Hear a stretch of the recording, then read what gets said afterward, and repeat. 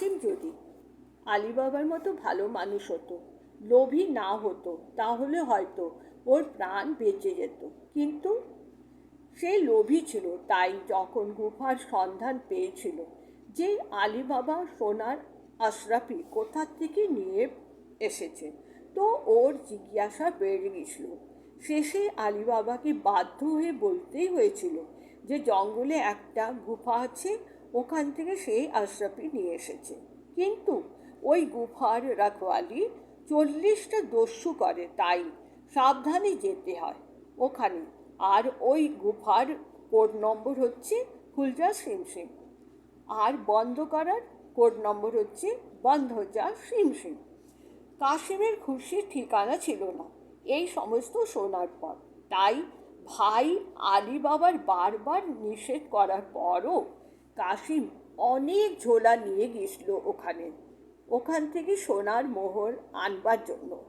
কাশিম জঙ্গলে গিয়ে গুফার পিছনে লুকিয়ে গেছিল, আর ডাকাতদের যেতেই ও বাইরে বেরিয়ে খুলজা সিমসিম বলে গুফার দরজা খুলে নিয়েছিল, আর ভেতরে গিয়ে গুফা বন্ধ করে দিয়েছিল।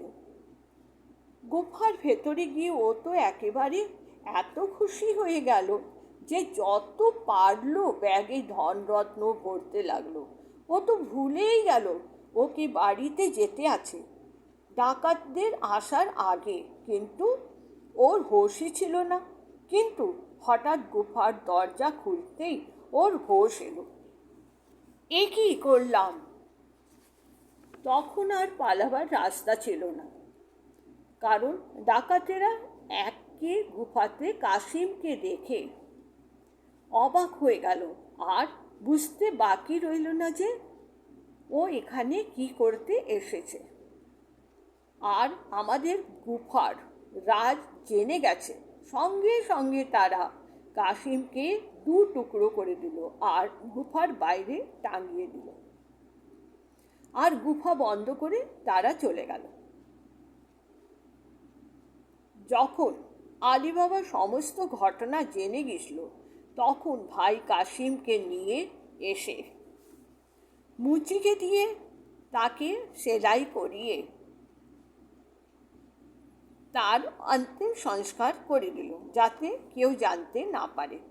কিন্তু ডাকাতেরা খবর লাগিয়েই নিল, আর খুঁজতে খুঁজতে আলিবাবার ঘর পর্যন্ত পৌঁছে গেল, আর আলিবাবাকে মারবার চেষ্টা করছিল। কিন্তু মর্জিনার বুদ্ধিমত্তার জন্যই আলিবাবা বেঁচে গেল,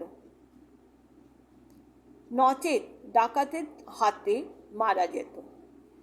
কাশিম যদি লোভ না করে অল্প সোনা নিয়ে চলে আসতো, তাহলে হয়তো অসময়ে মরতো না, আর বউ ছেলেকে নিয়ে সুখে শান্তিতে জীবনযাপন করত।